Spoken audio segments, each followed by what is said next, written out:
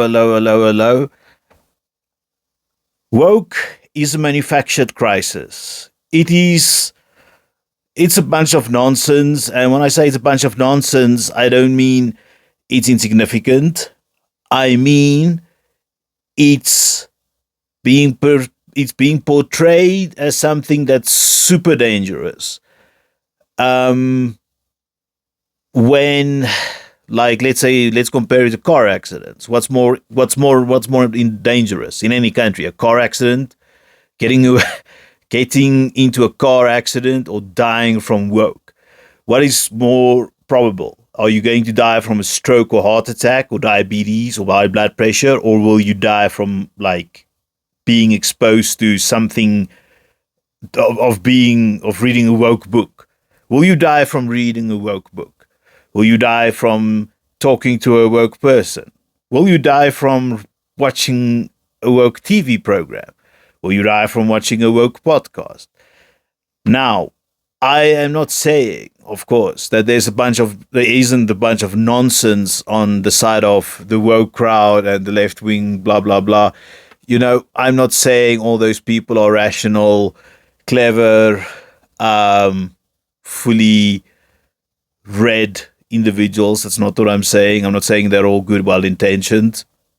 Um, and I am also not disparaging people who have fallen into the trap of seeing woke as this massively dangerous thing, because the people on the super woke side are doing very strange things. Like, for example, accusing some people of cultural cultural appropriation. Cultural appropriation is ridiculous, by the way. But it's not the video for that. Like, essentially, I just want to talk about woke, and it's a manufactured crisis. And you see, like, there is this. It is one of the fronts in on the culture war, if not like if not like the biggest one. But the thing is, I don't see how culture is like really impediment to doing business. Okay, like if you go do business in Japan, you read a book on, well, if you're like a very like super busy guy, I don't know, like Elon Musk, you'll read a few passages on Blinkist, using Blinkist, that application on your phone, and on your private jet, you'll just see how to greet Japanese business people. If you are, let's say, a more, I don't know, thoughtful, or you have a long-term strategy of doing business in Japan, you will basically take a whole book about, or several books on Japanese culture and business culture in particular, and then you'll read it. So like, what do they do in Japan? I'm not sure. Like, I read a book once, but you take a business card, for example, you take it with two hands. Okay, so that's cultural difference, and there you are dealing with it. Okay, it's not dangerous. It's people from other cultures aren't dangerous. It's like, um, I'm not even going to say it's racist. I'm just going to say it's irrational. Okay, and then what's even, and this is an actual cultural difference. Like, the person comes from Japan. The person was born in Japan. You were born in New York. So there is obviously a actual cultural difference, Anglo-Saxon versus Japanese. Like, however, then within a society now you get a cultural difference between what appears to be liberals and conservatives. Now, I don't think there is a real cultural difference. Do they barbecue their meat in a different way? Do they go to different churches? Do they watch different sports games? Do they greet each other in different? Okay, well, yeah, okay. Some people may, but in general, I know people. The reason I'm making this video is I know people on the left, and I've got good friends, or people on the left and on the right, and these people are so similar. Woke isn't a cultural thing. It's like, it's politics. Okay, so it's basically political differences, and the question is, are you big enough to not collapse in upon yourself when someone from like a different set of political beliefs encounter you. Okay, like therefore, woke is just, I just don't understand how people can think it's dangerous. And the converse is true. The anti woke, like how can anti woke be dangerous? Like essentially, I understand how like a neo-Nazi is dangerous, like someone from the Aryan Brotherhood. I do understand that, but how can someone who's just like conservative, who basically just believes in, I don't know, freedom of association, how's that person dangerous? If that's a law-abiding person, if that person like conforms to society, if they pay their taxes, if they like obey traffic rules, if they like tip cashiers, like or waiters, if they don't get drunk,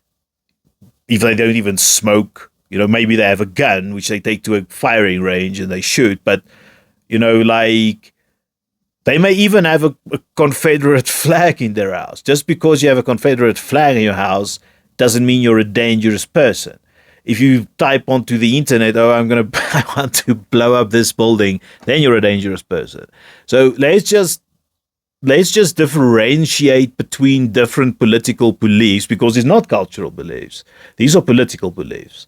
Like, let's just differentiate between these political beliefs and say that what we refer to as woke is one of them, and that the existence of a belief isn't dangerous. Like, unless they start planting bombs. If woke people or people who refer to themselves as woke, if they plant bombs and hundreds of people die, then this video will have aged very badly indeed. But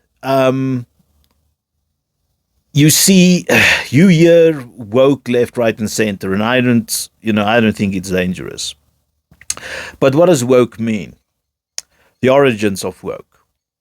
To understand the modern day hysteria around woke, we need to trace its origins. The term has its roots in African American Vernacular English, or AAVE, where woke was originally meant being alert to injustice and societal inequalities. Um, Early references date back to the 1930s, appearing in songs and speeches during the Harlem Renaissance. For example, 1938, blues musician Harry Ledbetter, known as Lead Belly, sang "Stay Woke, Keep Your Eyes Open." Yeah, African Americans are very interesting. Like, so you basically have this like African culture coming from, not an African culture, like dozens, hundreds, like many African cultures, languages, ethnicities, cultural egocentricities coming from one continent, being kidnapped, taking to a different one, and now forming a new one under the auspices of Anglo-Saxon culture, and all of their the religious values and linguistic and cultural values go into one. But the word, well, I don't know, like but the word okay apparently is an African American word. So they don't know actually where the word okay comes from, like linguistically, but like there are some theories. So in any case, the first guy who sang the song about woke in 1938 was like this Huddle Ledbetter or Lead Belly. For those of you who are grungeheads or whatever, who like are into Nirvana, Kurt Cobain didn't sing the song like what's it? My goal, don't lie to me. Tell me, where did you stay last night? That song was written by this guy, Lead Belly or Ledbetter, in the 30s, not by Nirvana. Still it's a very dark song, like murdering a woman because she was unfaithful. Imagine women murdering men if they were unfaithful. But in any case, like this guy, they also call him Lead Belly because like apparently they stabbed him in the stomach and they shot him in the stomach as well. So essentially, like, lots of lead in the stomach. So it became a play on his, on his surname, Lead Belly. Obviously, this all happened in prison. So as a convict, he would know a lot about being awake because in prison, if you sleep too much all the time, bad things happen to you. So that's maybe why I wrote the song. Is you need to be awake, and he didn't just write it for himself because of his jail environment. He basically wrote it because of if you live on the fringes of society as a poor person or a marginalized group, often a minority, whatever, then essentially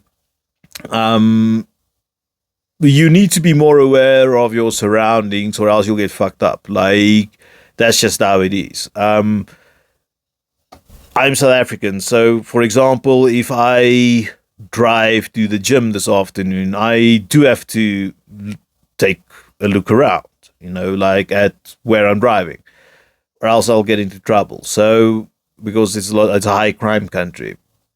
So, this is just one example. Like, if you're in his case, like, I mean, if you're a laborer, probably in the 30s in the US, like, people who take advantage of you, they will just tell you, okay, sorry, this shop is meant for white people only. Please take your leave, even if you have a child with you. You may not use this bathroom, whatever. So, like, stay woke, keep your eyes open. It comes from a historical context. It's not something that, like, the Democrats thought out in 2020 as a way to, like, screw around, like, Republicans.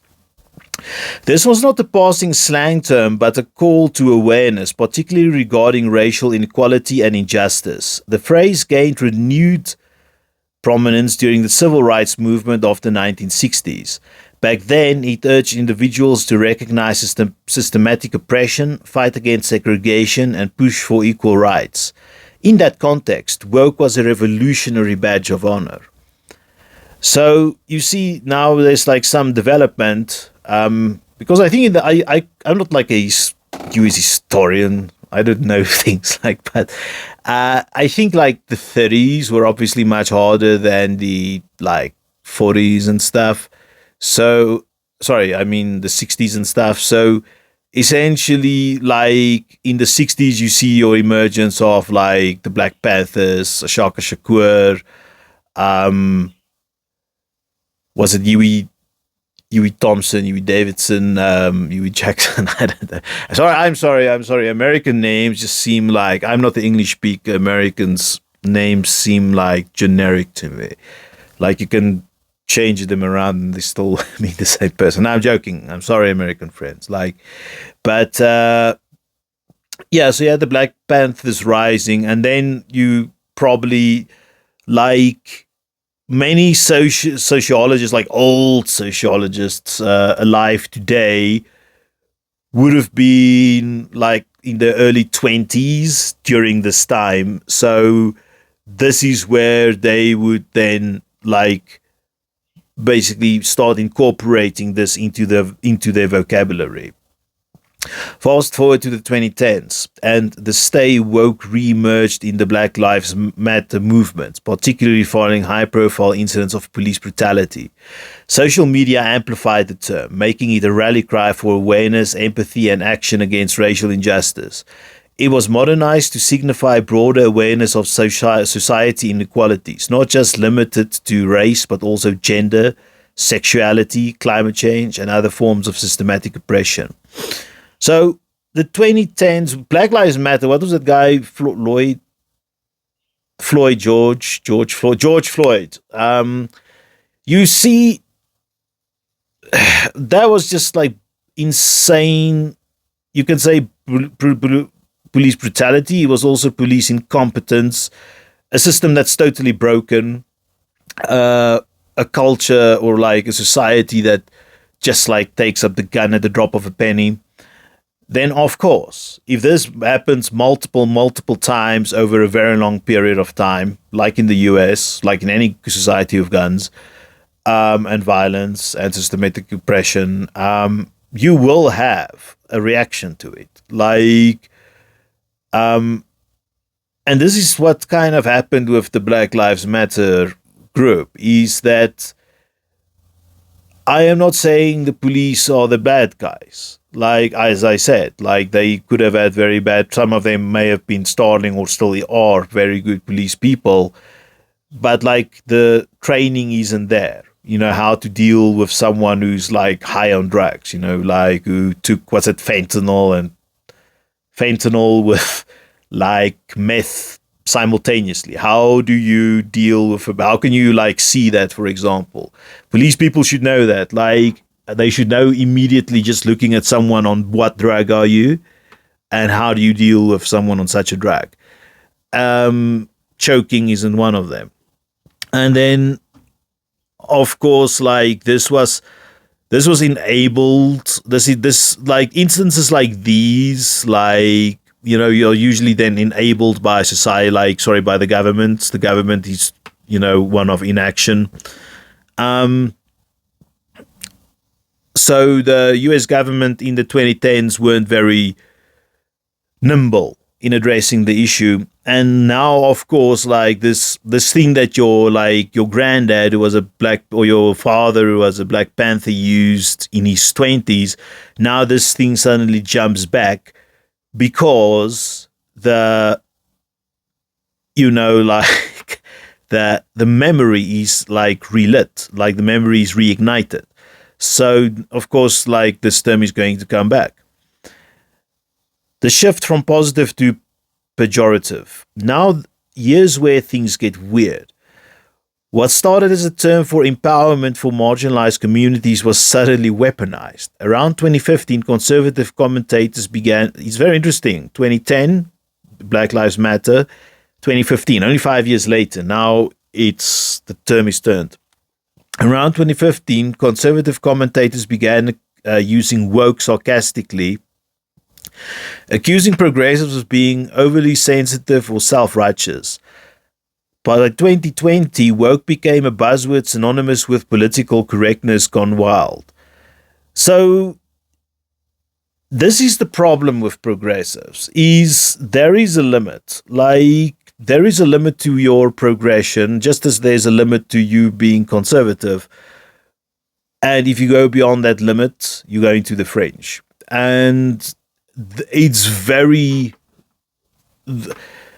There are many negative things, like, about being in the fringe. And, like, there's many negative things about being in the fringe that should be avoided.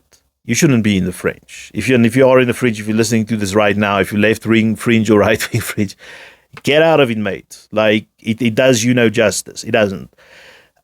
You are in danger. Like, from a career point of view, you're in danger from a business point of view, a physical point of view. Is way safer being moderate. Like, I'm moderate, like, I feel way safer. Like, the fringe is, like, people can make fun of you. Like, this is one of the reasons woke became pejorative, is, I remember this one video I saw about cultural appropriation, where this, like, this white guy with, like, dreadlocks get shouted at, you know, for like appropriating black culture. And I was just like, you know, really, like, to be quite honest with you, like, I also thought the guy's hair didn't look great, but that's besides the point. The point is, like, at a university, you can kind of like wear your hair the way you want. You know, like, they're already doing it, like, at school, like, some girls may dye it pink. and I'm okay with that as well. Like, I'm very pro individual expression. But in any case, like, then in reaction to this video that went viral, people started like posting historical facts about braided hair, that it's in fact not just African, that it's like global, which is kind of logical because, hair braiding is just one of the ways to keep your hair intact, like making a comb. Combing hair is like a very arduous, like, experience. Like, I had long hair, like combing it took a long time. Like, so having it braided is more effective. The Vikings had braided it, and people pointed it out. Like, and then you see this, and for this lady who accused the guy of being whatever, cultural appropriation, she became like kind of a laughing stock. And you see, you don't want to become a laughing stock. You don't want to like become immortal at the age of 21 on the internet of all places, fighting a battle you cannot like really win, you see, like, or making a fool of yourself. Like, it's better to stay out of situations like that. And it goes for the right as well. If you want to hang a Confederate flag or an old South African flag, if you want to put the old South African flag sticker on your car, go for it, by all means. But people are going to scratch your car. If you're going to go to the gym, if you're going to go to Spar, people take a car, when they'll see you leave, they'll take their car key, they'll start scratching your car because you've got a hate symbol on the back of your car, mate. Like, of course, you're going to be a target. So don't be a target. Be a centrist. But, people don't want to do that. They want to experiment. Okay, getting back to woke. So how does the term go from empowering to cringeworthy? Well, it's not the first time language has been co-opted. Think of feminist. In the 1960s and 70s, being a feminist means standing for gender equality. By the 1990s, many people view the word as synonymous with being man-hating because detractors distorted its meaning similarly. Woke became the scapegoat for anyone frustrated with societal change. For example, if a TV show casts a black actor in traditionally white role, it was labeled woke. Yeah, like, really. You see, this is where,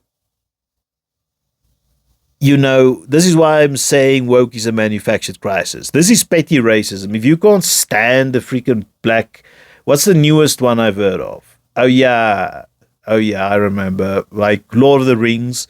People got so upset about, like, the woman who played the Black Dwarf. She's South African, by the way. She's half South African. I know she's British. Before you British people can kill me. Like, she's half British, but she's British. She's got British nationality, but she's half South African, half Iranian. Yeah, South Africa. But in any case, people got so upset about her being cast in Lord of the Rings. And for me, it was ridiculous. How can you be upset about something like that? Lord of the Rings was also, okay, written by a South African, but by someone who is kind of British, like by Tolkien. Okay, he wrote it. And he wrote it for British people. He wrote it as to become like the lore of the United Kingdom. And you see things change. I change. My hair has gone thinner. I have become fatter and more grey. You see, so do countries change. Like, and the UK today has black people. Like, and they have South Asian people and other people. Like, and a lot of them. So your characteristics change. If your characteristics change, it's only fair to show that. Can you imagine how I would look? Even using AI, even using filters, how I would look if I change the color of my beard, if I make my hair thicker using AI. You'll know it. You'll notice it. Or maybe you won't, but if you notice it, you'll think I'm a loser, basically, because, or you'll, at the very least, you'll think I am insecure, that I cannot live with the fact that now my body has changed, and I think that other people think I am somehow lesser because I am gray. That's ridiculous. Like, how would, like, do you understand how silly it looks to complain about a black dwarf woman in a series that's not even real, about real things? Like, it's a fantasy series. Like, you see, it doesn't matter. Does the show get ratings? Yes or no? If it gets ratings, if the show makes money in this capitalistic world, why do you care? Like, if watching TV is the only way that can get distracted, how about reading a book? How about reading the original Tolkien book again for the third time? I don't know how many times you would have read it, but there's so many things you can do to avoid it. But then you get people who go onto the internet, and then now it becomes a cultural issue. It's if a company acknowledged Pride Month, it was accused of pandering to the woke mob. Once again, like, some people just happen to be born gay. Like, that's science. So, like, really, like, why do you want to exclude something from TV that's visible everywhere else? You can walk in the street and you can see a gay person clearly. You can see someone, if someone is gay. Why would you want to, like, take that off TV now, or radio? Some people would want to take it off radio because this person is gay. You know, it's ridiculous. Like, so you see, I don't know why people get so upset about this. Look, Pride Month, being gay isn't exactly new. Like, I can, there's so many examples of people being gay in nature. Not people, like animals being gay. There was, I don't know if some of you watched that TV show, Parks and Recreation, about the gay penguins from South Africa. So you see, like, yeah, it's everywhere. And okay, it has limits. Obviously, of course, if everything and everyone was gay, there wouldn't be any species except plants, which I don't know a lot about how plants reproduce, but, like, look, gay things are not new. So it's just interesting to me that suddenly now it is this binary. It's like this thing, suddenly there's no complaints, and now there's a billion complaints. Like, if you go and do a hashtag search about hashtag woke mob or whatever, like, you'll find it everywhere. And some of these gay people aren't even, like, left wing or liberal. They just happen to be gay. And it's kind of unfair to drag them into this. Like, and once again, it's basically, I feel that it's a manufactured crisis. Homosexuality was banned in South Africa. We had a funny name for the law. It was called Three Men at a Party. And it was called, I think it was called that way because back in the 60s, when it was illegal, like, a policeman caught two guys, and then the two guys who were having intercourse, like, had a very good lawyer. And this lawyer argued to the court that it wasn't, like, homosexual intercourse because there was a third man present, therefore constituting a party. And I think they got off free or something like that. That's why they call the law free men at a party. Or I'm not. If you're a legal person, please like comment. If you're a South African legal person about that law, but I mean, in South Africa, then they legitimized it fully by 1991. So, and then people just came out of the closet because now it's legal, and to see them in media is not an unnatural reflection. Like if you look at Sir Ian McKellen, that guy's ancient. That guy's like what in his 90s. Gandalf. The what's it? He played Gandalf. He played a lot of things. The Gandalf's just one of his most famous roles. Ian McKellen, like, is a very well decorated. That's why they call him Sir Ian McKellen. He's a very well decorated British actor, and he's ancient. He's like 100 years old or something. If he's still alive, I don't even know if he's still alive. Maybe he's dead, but that's how old it is. Like gay in media, and it wasn't like it was a secret. Like in culture, here and there, people will stay in the closet. Like, was it Wham? I think for a while, for marketing purposes, they kept it a secret. I think, yeah, it's like so these things, they are there. To suddenly say, you know, this is like part of the woke mob it's not really correct. These are people with vastly different life experiences. It's not people who cry woke. Let's say instead of crying wolf, they cry woke. They just see this like one single like blob of things that are exactly the same, that opposes their lifestyle in every aspect, and that's not true. There's like too many differences between these people. Like a black woman in New Jersey isn't nearly the same as a gay man in Norway.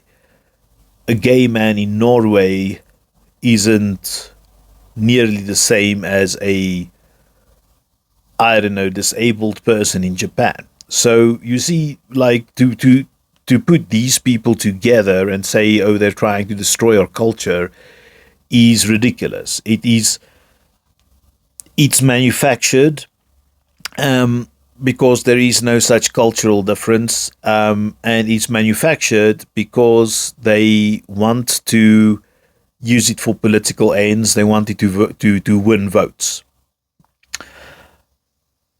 If school taught kids about slavery or LGBTQ plus families, critics cried woke indoctrination. So you see, what are you supposed to do? Like, if these things exist, how can you like not?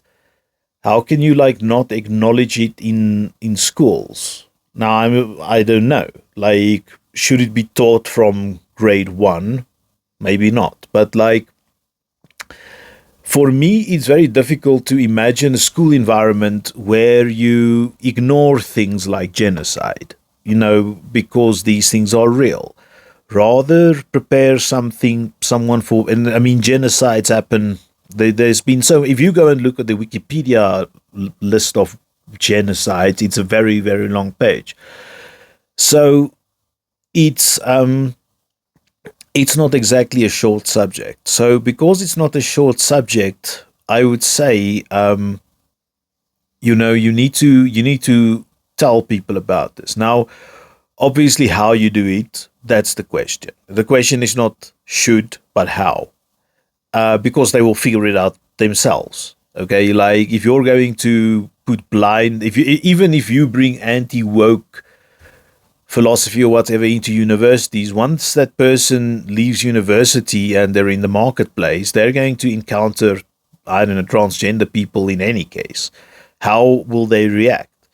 And then, because you may create the opposite of woke. You may create this like Spanish Inquisition style, narrow-minded type of mindset, and now you have prepared a young person. Let's say you've removed woke from each and every woke from each and every aspect, or you cleansed some of the knowledge, world knowledge that they should have. Now they don't know about it, and they go out into the workplace, and their boss is a transgender person, or their client, their biggest client, is a transgender person.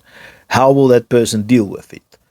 You see, so like, how will they deal with a conversation about slavery? Like, because that's just a fact. You can't like ignore it. It's like, so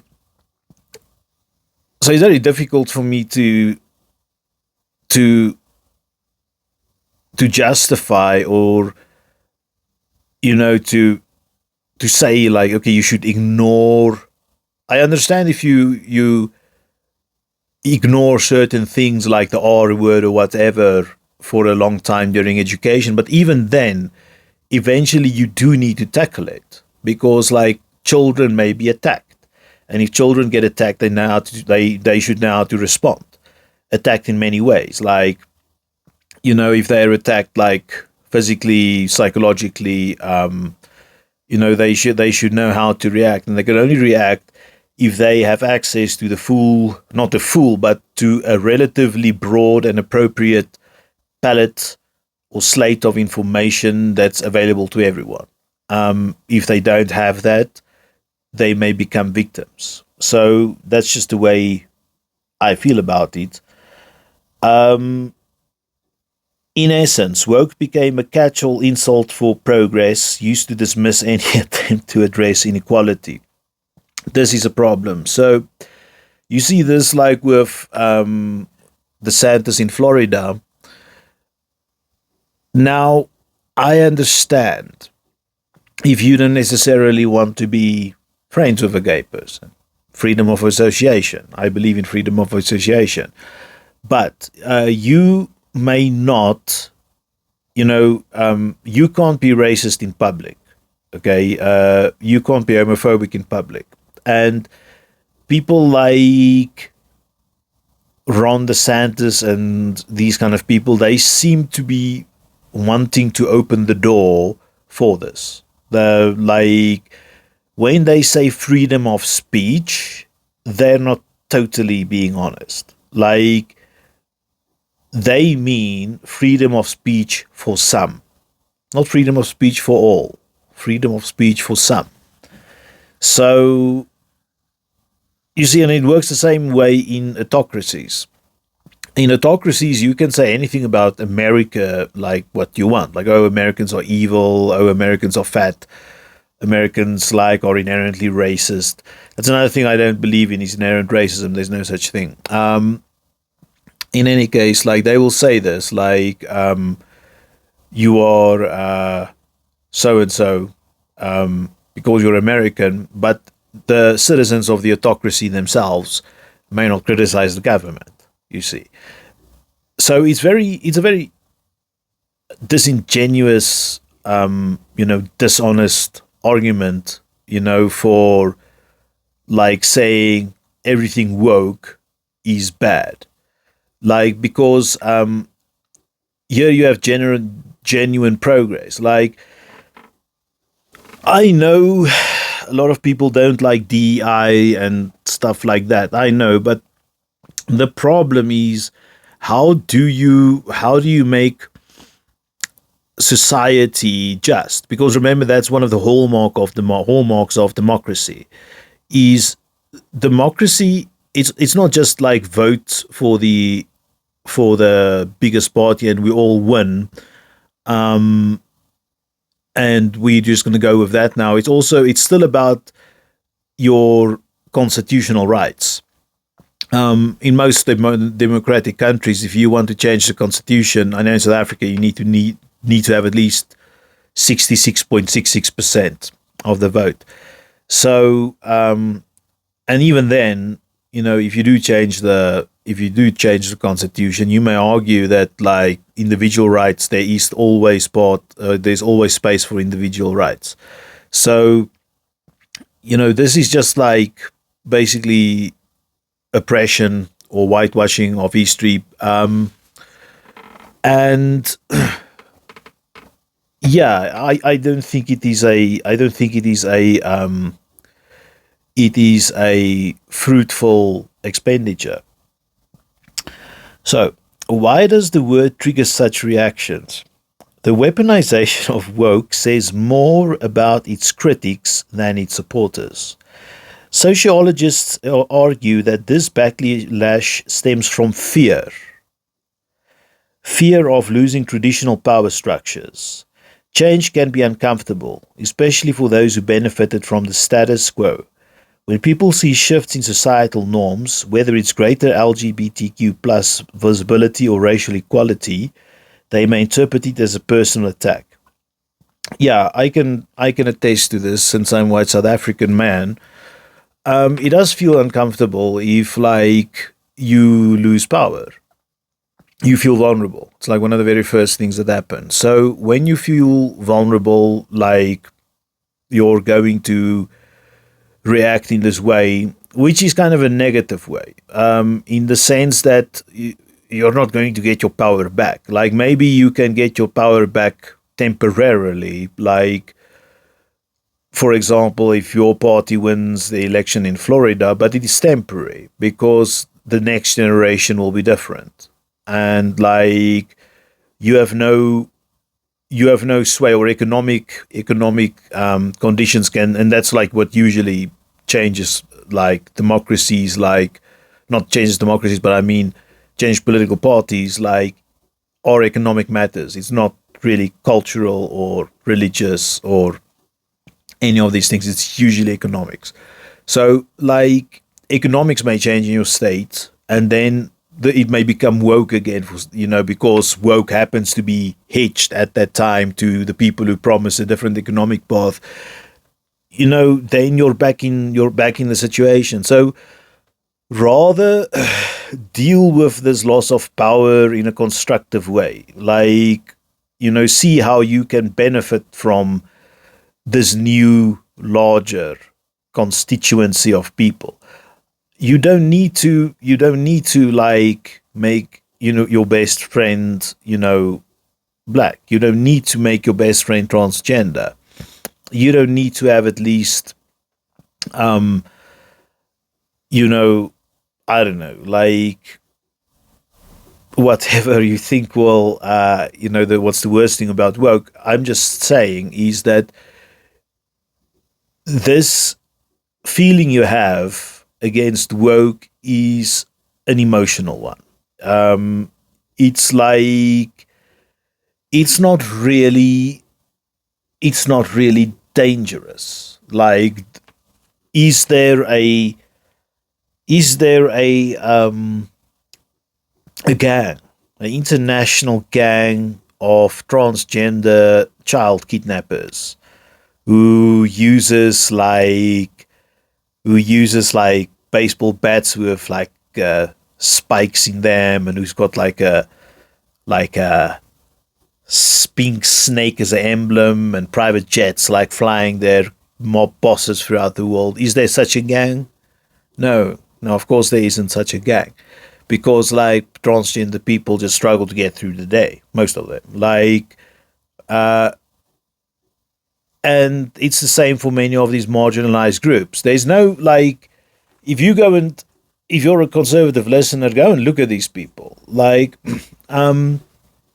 there's a lot of disagreement between them. Like, just within the LGBTQ plus community is so diverse, and obviously because of the diversity, they've got competing interests.